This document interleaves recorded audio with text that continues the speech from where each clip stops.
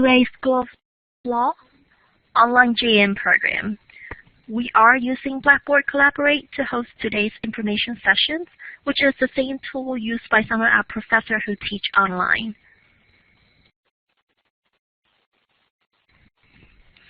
And if you experience any audio difficulties during the sessions, you can click on the Tools menu at the very top of your screen to run the audio setup wizard. You can also call our CCS tech support. The number is listed in the chat box on the bottom left-hand side of your screen. And I'd like to start the presentation with a bit of an introduction. My name is Dan Tran. I'm the admission counselor from the College of Continuing Studies. And today we have also Daniel Powell. Daniel, would like to introduce yourself? Sure. Welcome to our conference. So on the slide, we have the typical JM student participation. Daniel, would you like to go over this part? Sure. Let me back up a second, Dan. I am our Associate Dean for Graduate Law Programs. My name is Dan Powell. The last slide has our Associate Director's picture and contact information too. Her name is Patty Nelson. Do you want to say hello, Patty? It's the last slide, Dan. Patty, do you want to say hello? Okay. Patty used our chat boxes down there to say hello. We may have a few more people coming in, but I think there were supposed to be about 20, so may have been a miscommunication. So, but I'd like to address the two participants directly, if I may. I see Loxley is logged in, and then someone is logged in on the telephone, which is an option for our live classes. Should you have trouble logging in through a computer or a mobile device, if you will, the person on the telephone, could you tell us your name? My name is Patrice Alfie. Patrice Alfie, okay. Glad that you were able to make it in on the phone as well. So for both of you, I encourage you to interrupt with any questions that you have. You can just talk if you want to. There's a function there above our names that has 4 icons. The third one is a palm. There's a smiley face, a person in front of a clock, and then a palm. You can hit that palm, and it indicates that you have a question. And you can see I've done so right now. It puts a little red 1 by my name since I was the first one to raise my hand, and I can answer your questions there. But if you want to, feel free to just interrupt as well with a few people. It should make much of a difference. To give you a little bit of background about our program, it is what people commonly refer to as a executive education program.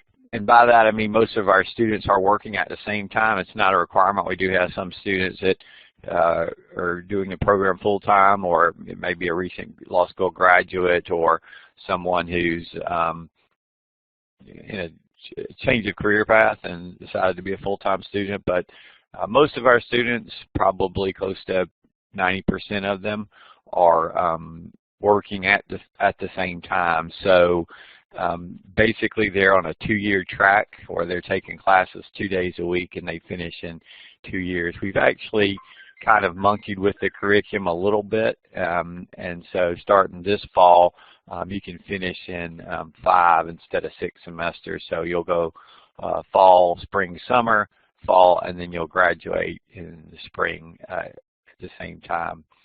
For the JMs, like you guys that are working on a 30-hour program, it probably will take you that 6th semester, the full 2 years. So to give you a little bit background about that, the program, our kind of distance ed program has really been running since the mid-70s, and it's evolved with the various technologies. At first, we were actually traveling to different cities around the state and later throughout the Southeast to teach students tax law.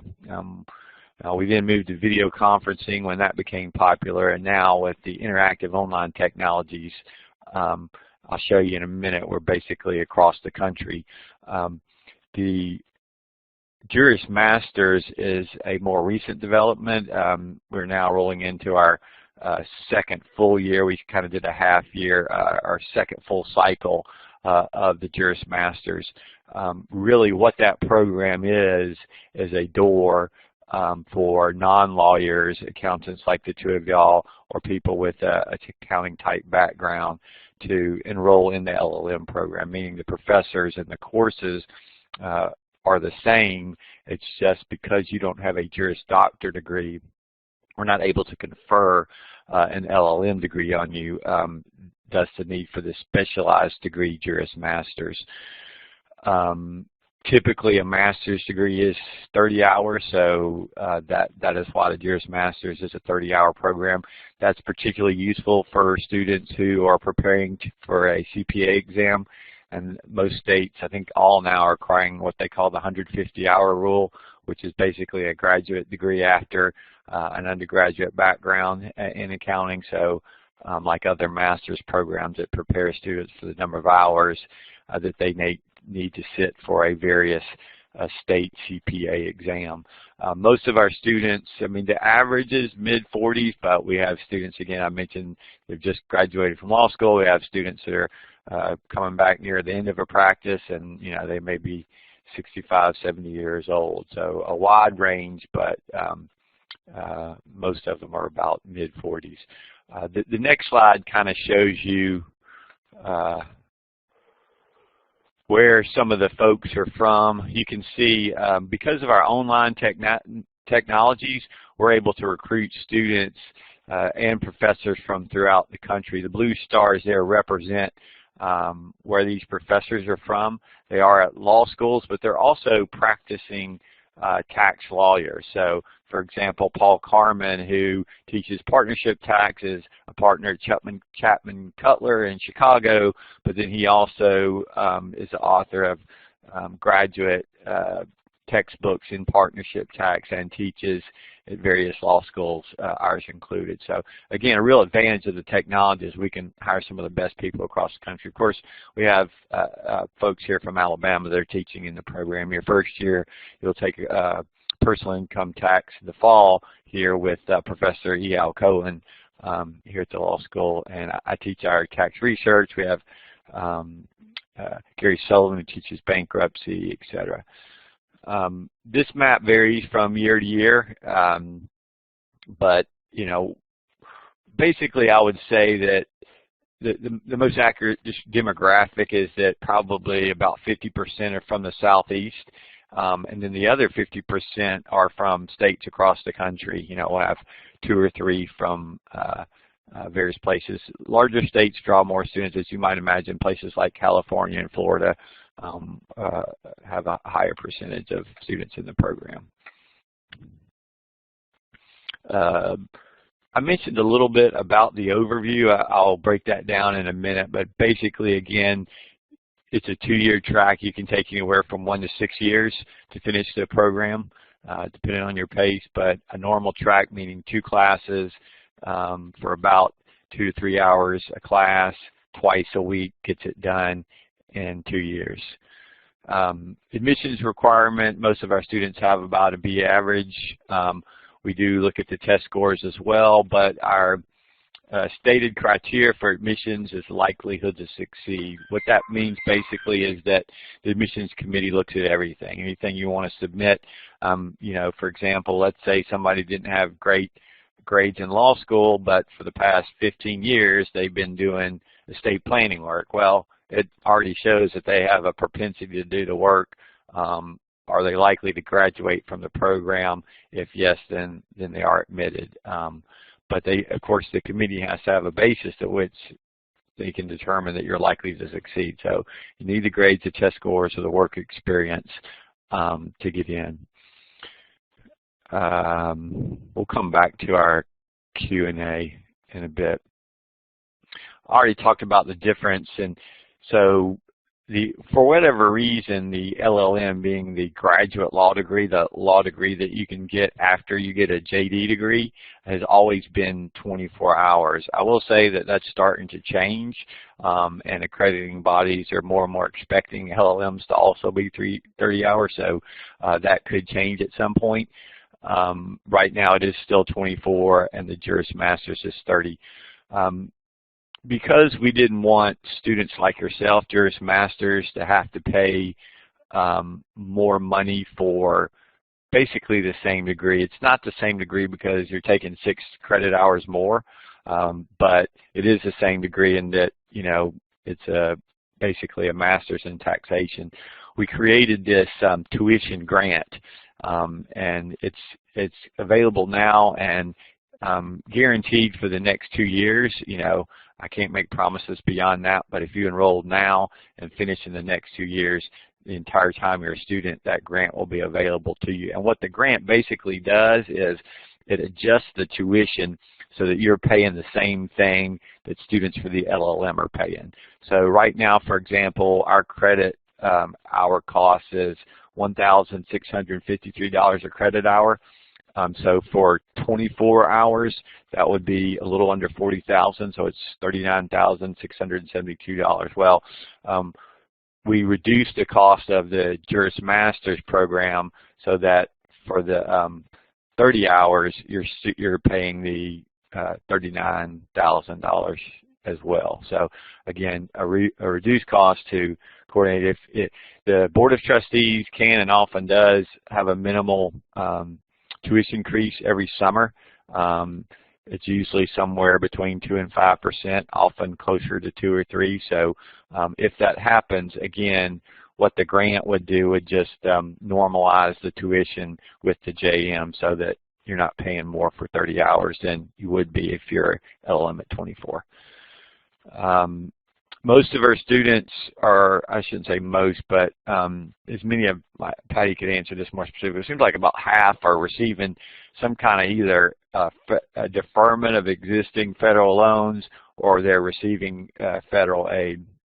For you guys, it's much less complicated than it used to be eligible for federal aid. One of the requirements is that you be a part-time student. A graduate student is determined to be 9 hours, so half of 9 is 4.5. So a part-time student is at the University of Alabama someone who's at least taking 5 hours. But in the Juris Masters program, you're basically doing 5 hours for 6 semesters. 5 times 6 is 30 hours. So you would meet that requirement automatically in the normal course. Now there are some other requirements, of course, to be eligible for aid. You have to be financially eligible, you have to fill out paperwork, etc. But you would have the right number of hours and things if you're interested in trying to either receive aid or defer existing loans. Most of the classes are 5:30 to 7:30 Monday through Thursday. So to unpack that a little bit, when you start in the fall, you're going to start in classes 2 days a week. Patty, do you remember this fall if it's Monday, Wednesday, or Tuesday, Thursday? I can pull it up on the website. Tax students will meet on Monday and Wednesday beginning in the fall. Okay. So you guys will start with personal income tax. You'll meet 5:30 on Mondays and Wednesdays. The way we run our courses is that you are typically taking 2 or 3 a semester, but we run them consecutively. So, you know, we found that students perform better, for example, if they're not taking personal income tax and capital transactions at the same time. We let them finish personal income tax and then take capital transactions. So when you start in the fall on Mondays and Wednesdays, you'll take personal income tax from early August, mid-August to late September. You'll then take an exam at the end of September in personal income tax, and then you'll start capital transactions. You'll meet on Mondays and Wednesdays, and then you'll finish that exam a little bit before Thanksgiving. There are a couple of 3-hour classes. So, for example, in the first semester, capital transactions is a 3-hour class. So instead of going till 7:30, it goes till 8. plus whatever break the professor decides to take. So a 3-hour class would run 5:30 to 8 plus any break taken. So you'll end up taking about at least three 3-hour classes, and the rest of them will be 2 hours. Most students would. There are not required trips to our campus but for one. Our orientation is done similar to the one you're participating in here, an online orientation. There's 2 live dates that we have set up. We do have a recorded orientation as well. We encourage folks to attend live for the interaction, but if you can't make one of those 2 dates, you can watch a pre-recorded orientation. After your first year of required classes, I say first year assuming that you're on the normal track where you finish in 2 years. You take the first 6 required classes, 2 in the fall, 2 in the spring, 2 in the summer. But then you do have to come to campus for what we call comprehensive exams. They're not, that's a bit of a misnaming in that you will take an exam at the end of every course that will be more thorough than the comprehensive exam. The comprehensives are much more general because you're taking exams in all of the first 6 subjects. Basically, the comps are hour-long exams, or they're 45-minute exams you have an hour to take. So they're graded pass-fail. The reason that we administer those and require you to come to campus for the 3rd weekend in July, you come in on a Friday afternoon and you leave on a Saturday afternoon. So, but the reason we do that is mainly to keep, for 2 reasons: to keep the value of our brand high and to authenticate you. So we don't actually have cameras on you for each of your course exams at the end of every course. So we can authenticate that the students that mastered these first-year skills are those students because we brought them to campus and we made them do paper form tests and right there in the building. So it's not really that we worry about cheating. Frankly, the students in our program are here to aid their practice, and so it's not even so much about the grade, but we're very proud of the University of Alabama School of Law's reputation, and it's just one way that we can continue to bolster that by, again, authenticating and keeping the value of the degree high. The degree that you're awarded is a Juris Master's. It doesn't say online on your diploma or anything to that effect. Okay. Any questions so far? I'm just rolling along. All right. Here is the curriculum in specific detail. The required classes include tax research, personal income tax, capital transactions, partnership, corporate tax, and tax procedure. Those aren't in the order in which they're offered. First, it's personal and cap trans, and then you've got corporate, and then I think we've got procedure, and now we've got partnership in the summer along with my tax research class. Beyond that, those hours, the remaining are electives. You may take electives. We also offer a concentration in business transactions. It has a good bit of overlap with the tax concentration, so you're welcome to take those classes as well. So, classes like business planning or intellectual property, etc. What I recommend to most of our tax students is that once they've met the required classes, that they also take our 3 estate planning classes.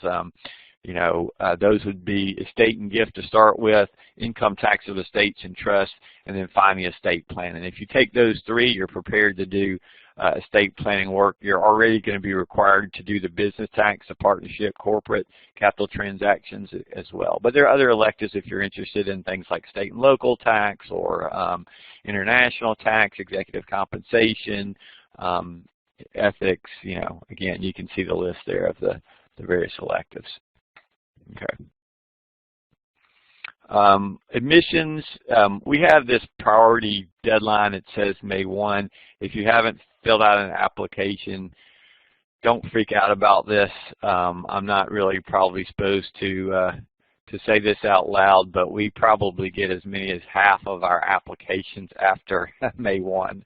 But the sooner the better. The sooner, because we can process your application you can be oriented and ready and not rushed when August rolls around. So if you're intending to apply for this fall, I'd encourage you to go ahead and do so. It's going to take a while, of course, for your transcripts and things to get in. So go ahead and do that now. If you do it online, you can type in a waiver, May 1. This is on the website, and you won't have to pay the app fee. You can also do PDF apps, but there's no waiver for those. So we kind of already talked about admissions criteria. For you guys, it's not the law degree, of course. It's academic record reflecting ability to do graduate work. So it would be your background in accounting and test scores you have related to that as well. But we will have to have your transcripts at some point. We can take unofficial ones to give you a decision, but that decision is going to be contingent on the ultimate receipt of the actual ones. In other words, we can admit you, but we still got to have the official ones in to authenticate it. I just threw this slide in. This isn't really even specifically about our Juris Masters, but it's accolades about the law school. If for you guys that are not, if you're not from the Southeast, maybe you're unfamiliar with the outstanding academic reputation that our School of Law has generally, and we're very proud of that. And the LLM and JM programs are just a natural part of that. Patty, anything you would add before we open it up to some more questions or any questions?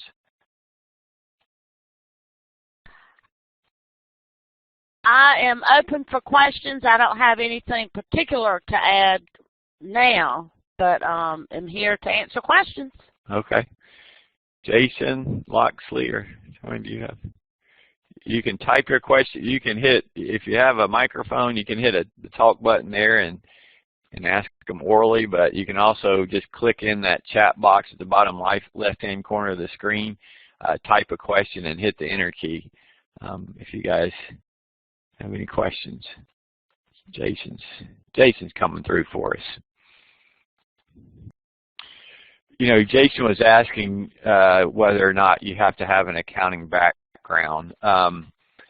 The quick answer is not exactly. I mean, going back to the admissions criteria, what's going to be important to the committee is that in looking at your academic record, they think your likelihood to succeed, you have a likelihood of success in the program. So, I mean, if you came to the program without great grades and, you're a philosophy major, and I can say that because I was, then, it's hard for the committee to have a reason to admit you thinking that you might be likely to succeed in a graduate tax program. So that would be difficult.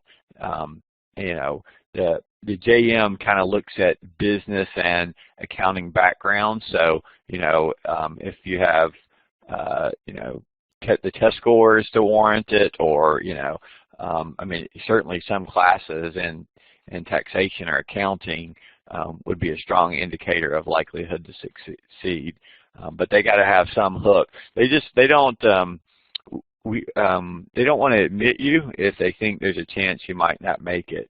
For your sake and for the programs, we have a very good attrition rate. We don't lose many students. That's changed over the years. It used to be higher when students had to travel to various locations for video conferencing, but now that people can do this from their offices and their homes, we have a pretty good retention rate. So that's kind of what's behind that. Feel free, Jason, maybe you have more specifics you'd like to tell me something about your background, and I can give you a general idea. It is a committee decision, and I get one vote, so I can only speak to that. But feel free to, if you want to, email me directly. My contact information will be on the last slide here, but this is my email address. Oh, thank you, Than. Yeah. So, and as Patty said, you're welcome to email her as well about any questions. She's really, she's the one that knows the most about all the financial aid and questions like that. So I encourage you to email about those. Any other questions? Thank you, Daniel. From my end, I do have a couple of questions that I normally receive from students. I was wondering if you could help me answer since we have a prospective student joining our sessions today.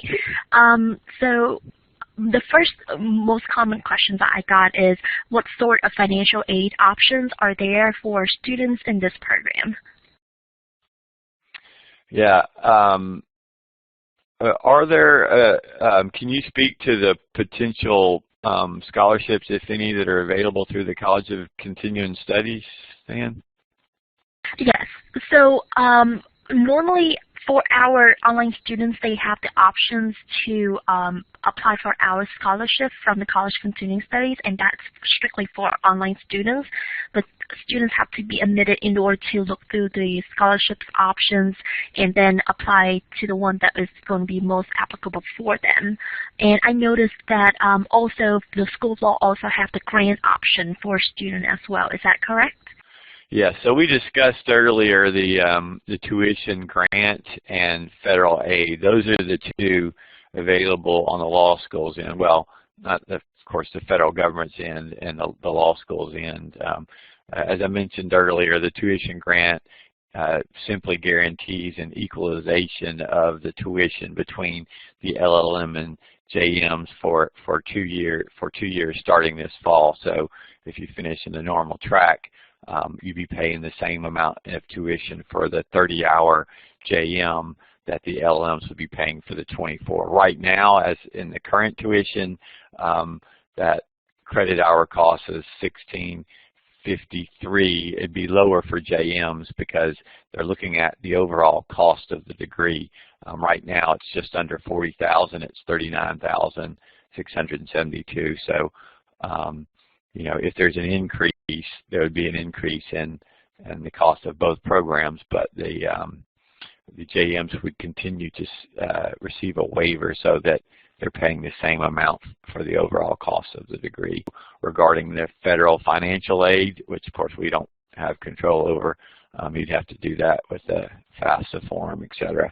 Explain to you that's the first step in that aid process. So if that's something that you're interested in or is critical to your enrolling in the program, we'd encourage you to do that at the front end. You know, go ahead and get the ball rolling on that paperwork. Ryan's asked me also to speak to networking opportunities students can get connected through the program. Yeah, that's a good question. As a point of background, when we used to have students participate via video conferencing sites, there was, of course, some camaraderie that they experienced by driving to a location. Sometimes they drive 2 or 3 hours. We had 1.20 sites throughout the Southeast. So, you know, maybe people would meet in Birmingham or you know, Nashville or Chattanooga or something like that, and they developed a bond with the other students in the room. We worried that when we moved to the online system, they would experience some isolation. So we've tried to do some things to encourage interaction. There is a website, a web page that we call our lounge, where we try and post information about students, where they're from, so you can network with other classmates. The orientation online is an opportunity to meet other students. Surprisingly, the comprehensive exams is a great opportunity to, you know, you think you'd hear being stressed over tests, but, you know, we have a nice dinner, and, you know, folks kind of mingle around before and after some of the sessions and get to see each other face to face. So that required trip is also a networking opportunity, in addition to you know, the student lounge that we call it. There's a Facebook page that's created as well.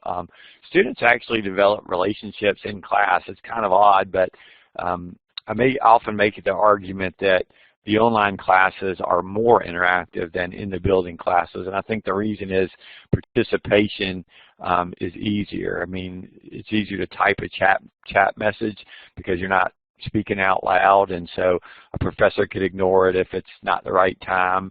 You can send private chat messages to each other. If you just pick a person that's in the participants panel and you double click on their name, an extra tab opens up, and so you can chat back and forth. So the online class provides avenues for interactions, and sometimes people just kind of meet people in the class and get to know each other. We very much encourage that. We want you to feel connected to each other, but we want you to feel connected to the University of Alabama School of Law as well, because you know you are our students as much as the ones in the building.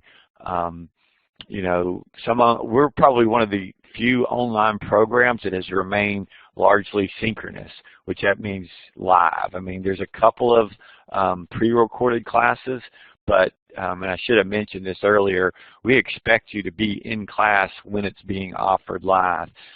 We just find that students pay more attention that way. There's more back and forth, which enriches the pedagogy. So, you know, we make exceptions, of course. You can miss up to 3 classes per course. You know, if a trial or something, or in y'all's case, maybe tax day, you know, April 15th rolls around, you know, you're up on class and you need to miss one more class, you can contact me and work something out. But the courses weren't intended to all be recorded and then you watch them, you know, at some other time.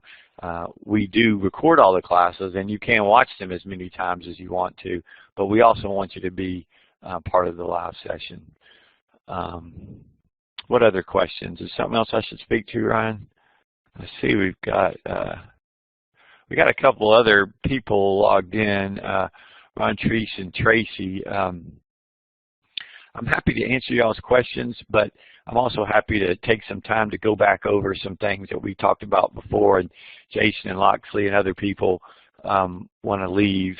That's fine, I understand, so they don't have to hear the same things twice.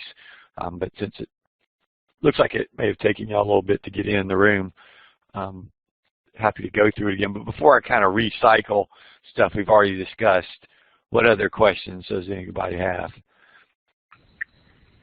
So I do have one question that pop up pretty frequently is what items are needed for the admission package into the program, and where do students need to send those documents to?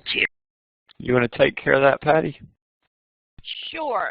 Shall I type it in so it maybe can be copy-pasted, or what's the easiest way? Yeah, I mean, maybe you could type the link and then talk them through it real quick. Okay. Your transcripts, most schools are doing electronic transcripts now, and those should be sent to my email address, pnelson@law.ua.edu. Our mailing address is, of course, LLM programs, the University of Alabama School of Law. The mailing address is Box 870382, Tuscaloosa, Alabama 35487 0832. I'm sorry, 0382. So transcripts should come to my attention. Sometimes they go to the graduate school, so be sure to put LLM. That's all. Thank you, Patty. So, you know, this is our website. If you're just, our general law school website is just law.ua.edu. And then here's the link over on the right-hand side, upper corner, LLM and JSG degrees. That takes you to this graduate degree homepage. So if you haven't found that yet, take a look at it, and you'll see there's a link here for online Juris Masters and the course of study, etc. At the bottom of the page, you'll see faculty profiles, admission and tuition, and online applications. So again, I encourage you to take a look at the profiles there. I need to fix some of those photos, but just give you, again, a good sense of where these folks are from and all the experience that they're bringing to the program. Here's the link for admissions and tuition, a button where you can just click to apply now, a description of the tuition. if you click the Apply Now button, it'll take you here to the application instructions. Number one is the PDF. I encourage you to do the online, and then you'll see the app fee can be waived, and then you'll see by entering the code May 1. I'll tell you, originally we set that fee up to encourage folks to apply early, even though they don't. So we wanted you to apply before May 1, but if you type that code after May 1, it will still waive your fee, but you have to do the online app. So that's a great place to start right there. Just follow the instructions. It says click here to begin the online application process, and then you'll set up a username and a new account, and you'll go through and that way. There's some other pages. I won't take you through the whole website, but feel free to peruse it. You won't be able to access the course materials. That's under current students.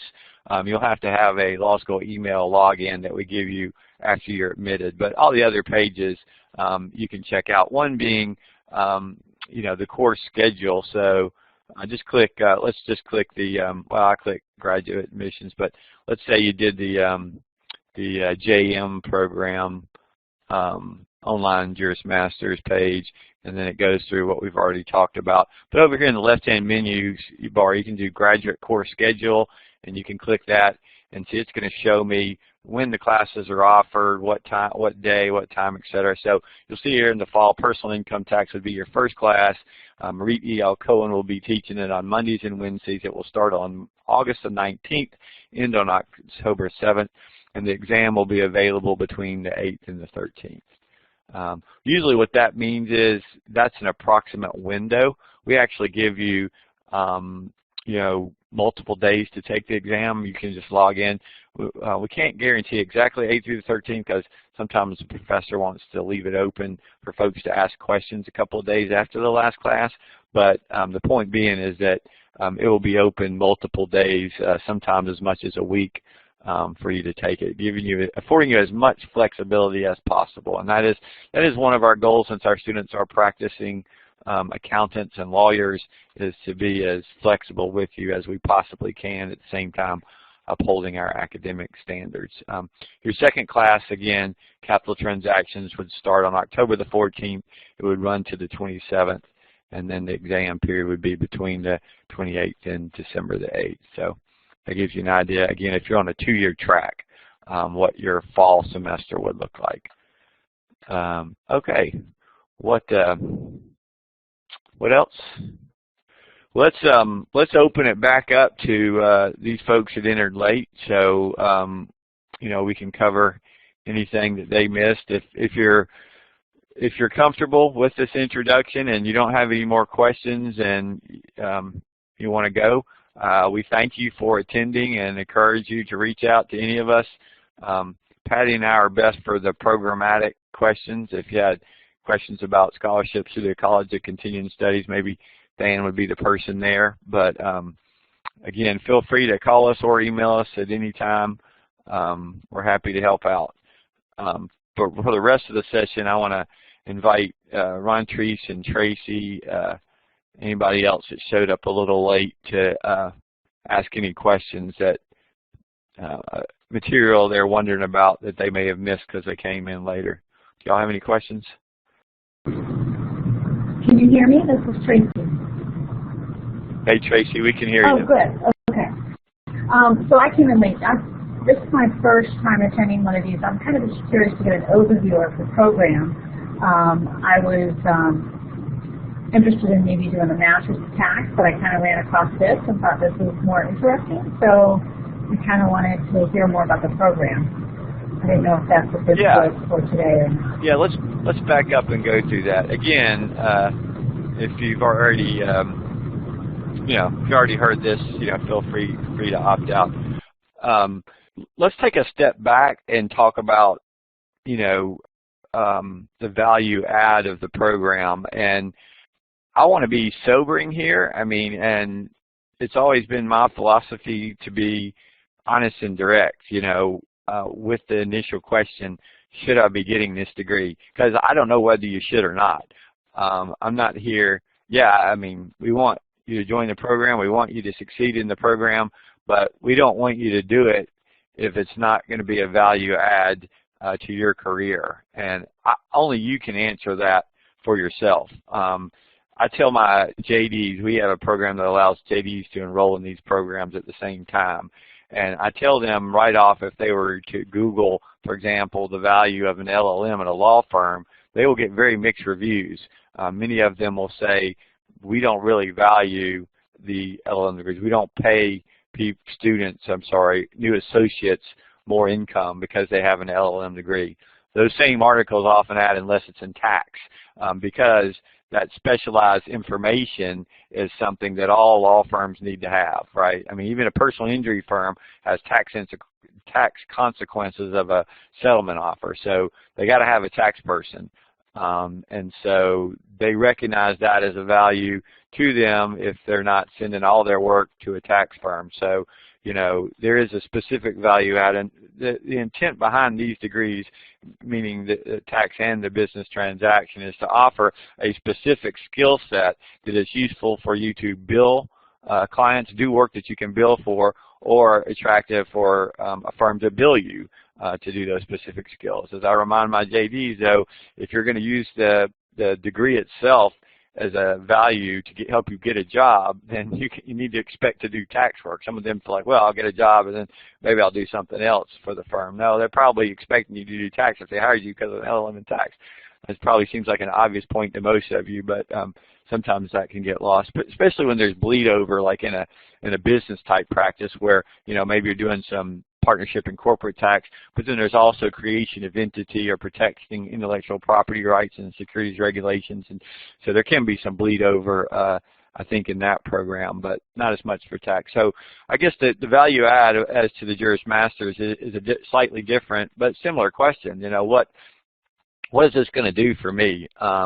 And a couple of things we learned is that, first of all, that often accountants are as prepared for this program or more prepared for the program than our Juris Doctors. And the reason for that is they have had some tax and accounting background, whereas the JDs do not. When I was a student, personal income tax was a required class. It was on the bar exam, and neither is true anymore. And I don't think it's true at any of ABA schools anymore. So, you know, here it is, required, important in practice, but yet not a part of the JD education. So again, students coming from an accounting background, you know, are probably more of an advantage than a disadvantage in this graduate law program.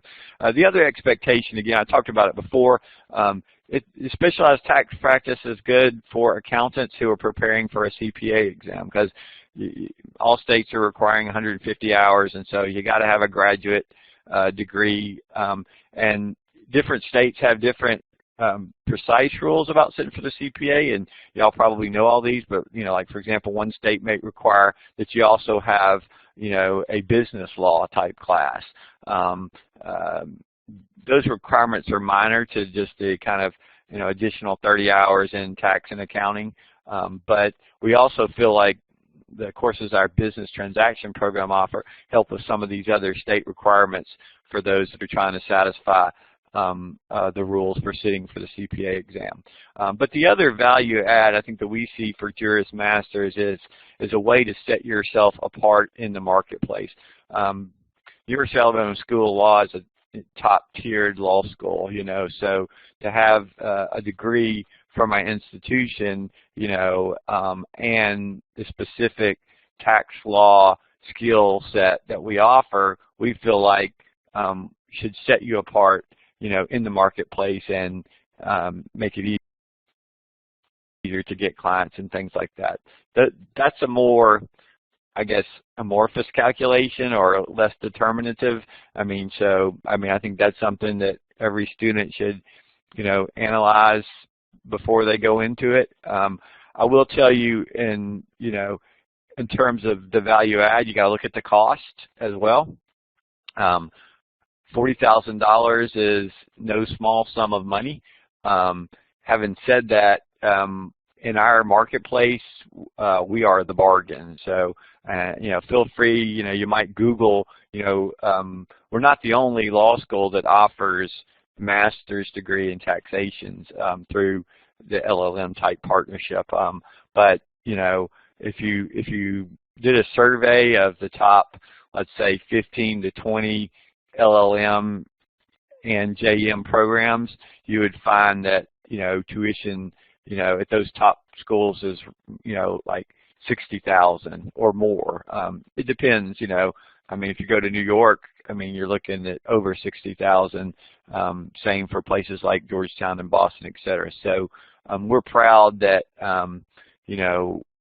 we're more competitive in terms of the pricing, and frankly, part of it is just that's been the nature of our program since it started in the back in the 70s. The goal was to kind of bring a tax education to folks that wouldn't otherwise have the opportunity. So they couldn't quit their practices and do it. So that's kind of my general statements about value add. But as I said before, I really think it's more of an I'm happy to talk to individuals and share my opinions, but it really is an individual choice because it kind of depends on what your goals are when you get done and what kind of job opportunities or client-based development you're working toward. I will say, if you're looking to use the degree as a jumping pad for a new job, I'd encourage you to do the research on those job opportunities before you enroll in our program, mainly because some of the various firms, whether it's accounting, and y'all probably know more about this than I do, but whether it's accounting or certainly law, will support financially, your education. So they might say, yeah, if you work for us, you can take 2 classes a semester, and as long as you pass it or get a B or whatever, we'll pay for it. We do have students in both our LLM and JM programs who receive those kinds of financial assistance. So under various terms. So again, take a look at that. To go repeat myself a little bit in terms of you just kind of were curious about the overview.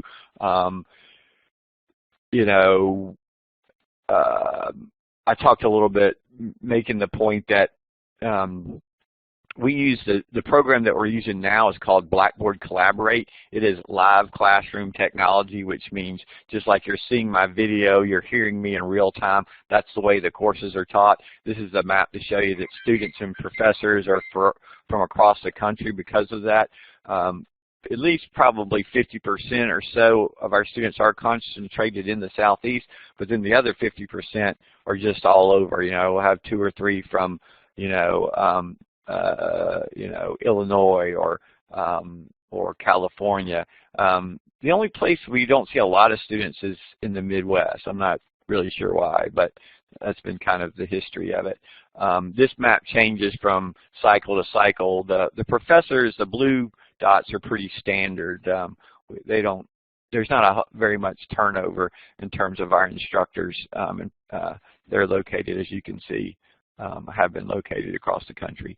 Other comments about the overview, we talked about it being a 30-hour program. You're taking 5 hours for 6 semesters in a row, fall, spring, summer, and then you finish the degree there. That's on the normal track. You can do it quicker or slower. You can take as long as 6 years, and you can take as short as 1 year. 1 year would be tough though for the JM, right? We haven't ever had that happen because that would be 10 hours a semester, and that would be a bear, I think. So I would definitely discourage that, even if logistically possible, because you'd have to do 10 hours in the fall, 10 in the spring, 10 in the summer. These aren't, these classes move quickly and they're in depth, so that would be rough.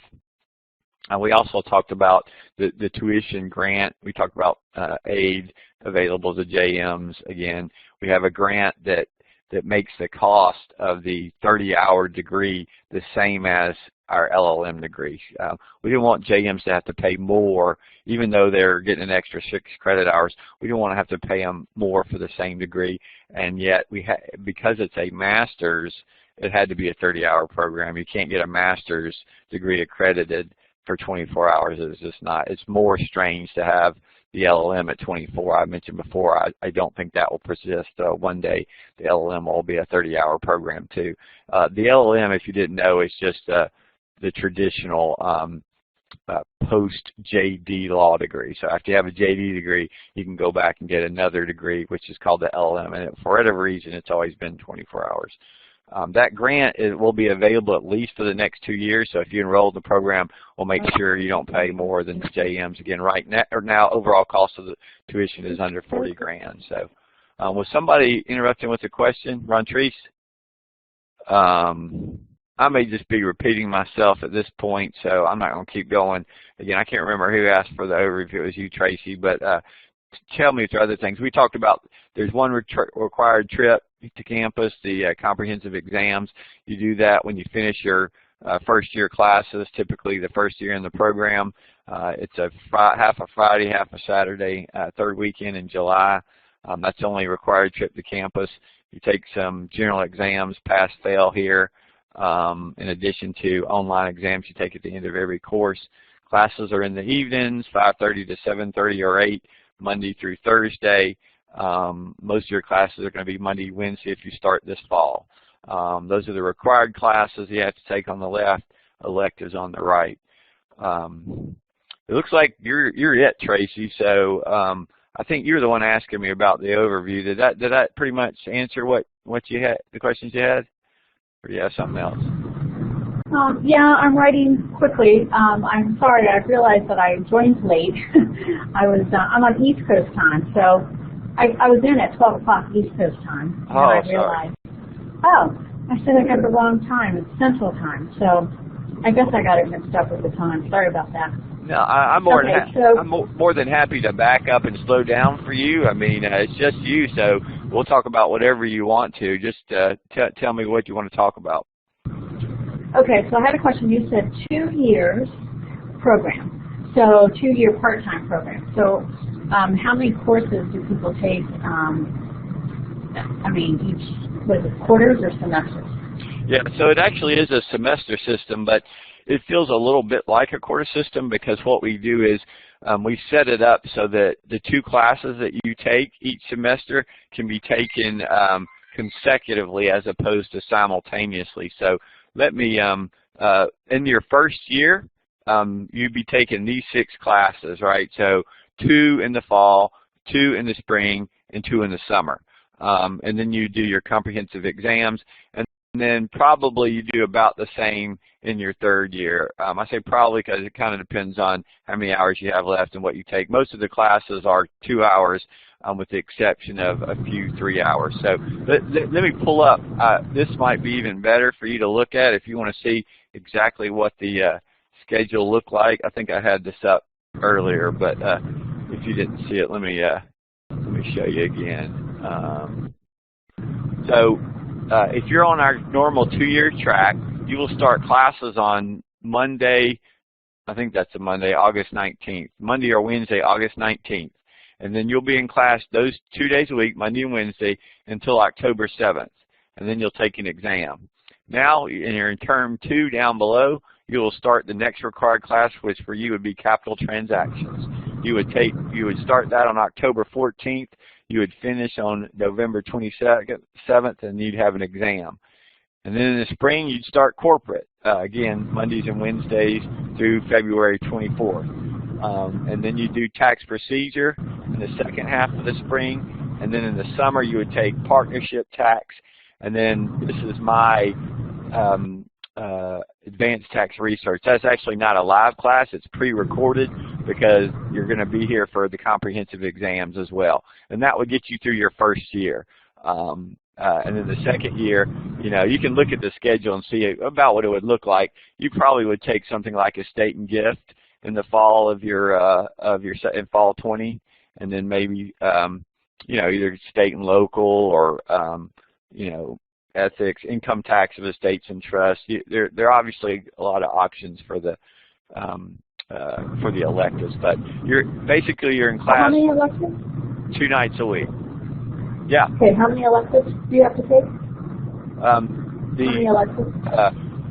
Yeah, okay. That's a good question. Let me pull this up. Let's pull up this course. Let's see here. Let me show you this. Okay, so if you look at the required classes, that's 1, 2, 3, 4, 5, 6, 7, 8, 9, 10, 11, 12, 13. That's 15 hours, right, Patty? Yeah, 15 hours of required classes. 1, 2, 3, 4, 5, 6, 7, 8, 9, 10, 11, 12, 13. Yeah, so after the first year, you take 15 hours. You know, if 30-hour program, you need 15 more. So if you're doing 2-hour classes, then that would be, 7 2-hours and 1 hour. So it depends on which classes you decide to take as electives. So, but about 7 is what it turns out to be. Okay, wait a minute. I'm confused. So I take 7 elective courses? That's right, in your second year. Oh, 7 electives. Now, what I would highly encourage you to do is to take the estate planning classes. So I would encourage you to do estate and gift, income tax of a trust, and estate planning. Those are all 2-hour classes, so that would give you 6 hours. If you did those 3, you'd be good. You'd be well prepared to do estate planning work. And so you add that to the 15 required hours that you already have, and now you're at 21 hours. So you only need 3 more, and you could do whatever you wanted to for the remaining 3. Again, if you don't want to do estate planning work, then scratch that. But most people like to have the option of doing the business tax or the estate planning work. Okay. I would probably look more into the income tax or state and local tax. Okay. So it is a 2-year program, you said, right? Or 3? Yes, that would be on a 2-year program, right? 2 classes a semester for 6 semesters. Fall, spring, summer, fall, spring, summer. Okay. For 6 semesters. Okay, great. And then you said 40K. Is 40K for the whole program? Right now it's $39,672. I don't know whether there'll be any increase during the summer. I can tell you in the last, 10 years, it's never been more than 5% if the Board of Trustees decides to raise it or not. But right now the total cost of the degree is $39,672. Okay. I'm trying to think about any other questions. Yeah, while you do that, I'm going to see if I can do a screenshot. I have another document that shows kind of the curriculum. Yeah, here it is. Let's see if I can screenshot this. Oh yeah, look at there, it worked. I didn't think that was going to work. I got to make it bigger though, if I can. Oh, okay. Can you see this? Yeah, I can. That looks nice. That looks better. All right, look in the middle column. That's the Juris Master. So you're doing 5 hours times 6 semesters, right? So that shows you you got personal and cap trans in the fall at 5 hours, corporate and tax procedure at another 5, partnership and research in the summer to get you to the third 5, and that's 15 hours. You roll around to the second year, and that gives you an idea. I had estate and gift or electives. Some of the electives, again, are things like international tax or executive compensation, and then, there's state and local, and then, in the spring, you can do income tax, estate trust, or bankruptcy. But anyway, that gives you an idea of the overall 6 semesters. There's a good bit of flexibility in the second year, but the first year is laid out for you. Okay, great. I like that schedule. Okay. And then you said we only have to come in once, right? Yes. So everything else is online. It's always the third weekend in July if you can't come, then that weekend, then you just have to come the next summer. I mean, if it's sometimes Patty can arrange it if you needed to come in like a couple of days earlier than everybody else. That's okay. but we couldn't do it afterwards. It's mainly because the comps are meant to authenticate. They're graded pass, fail, and we don't. If people are in good standing in the program, they don't fail comps. It's just again, it's a way to authenticate our students since you don't have cameras on you when you're taking the course exams. But yeah, that would be half a day Friday and Saturday, third week of July. Okay. And then once we, do we get to do anything with graduation? Once we get the grades? We do. We have. Yeah, that's optional, and we hope you would come. In the past, I tell you, we've had a separate graduation just for our LLMs and JMs. Now, I guess there could be an option to walk with our JDs too, but we hadn't decided about that yet. But there will be an optional JD ceremony. I'm sorry, LLM JM ceremony if we have students that are interested. That's what we've done in the past. Okay, great. And can you put up that chart again with the people to contact if I have questions? Sure. Again, if you have specific questions about the program, it's best to email or call me or Patty, just because Dan works with our College of Continuing Studies, which kind of helps us with the administration and marketing. But the more substantive program issues, we'd probably be in a better position to answer. So feel free to email me or Patty or call us directly. Okay, is your information on here? I don't see it. On the slide, Daniel Powell, I'm right there in the middle. Oh, you are? Okay. Sorry, I see the picture up to the side. It looks a little different than the little Yeah, video. I cheated a bit. That's a younger version. I might have shrunk it so it looks thinner, too. Oh, is that what you were referring to? Like, I got to update these pictures? Is that what you were saying? Yes. Earlier? Yeah. Oh, okay. Sure. Okay. Oh, I'm writing it down now. Yeah, the faculty pictures, but yeah, I need to update our pictures too. You're right. Okay, great. Let me get your email. The slide is in the way. I can't see your full email address. Is it JPal or DPal? DPal, right? Yeah. D. And I okay. see. I'm sorry. I see. I made a mistake on Patty's. It's P Nelson, not P-E-N. So it's P Nelson. If you wrote hers down. P Nelson at law. Okay. Yep. Okay. Great, thank you. I think this answers. I might have a couple questions. I'll probably just email you guys if I have questions. But thank you for staying later to do this. Sorry that I missed the time. No trouble. We're glad you made it, and feel free to ask whatever you have. Nice to meet you. Okay. Have a good day. All right. Thanks so much, and I hope you guys have a good afternoon.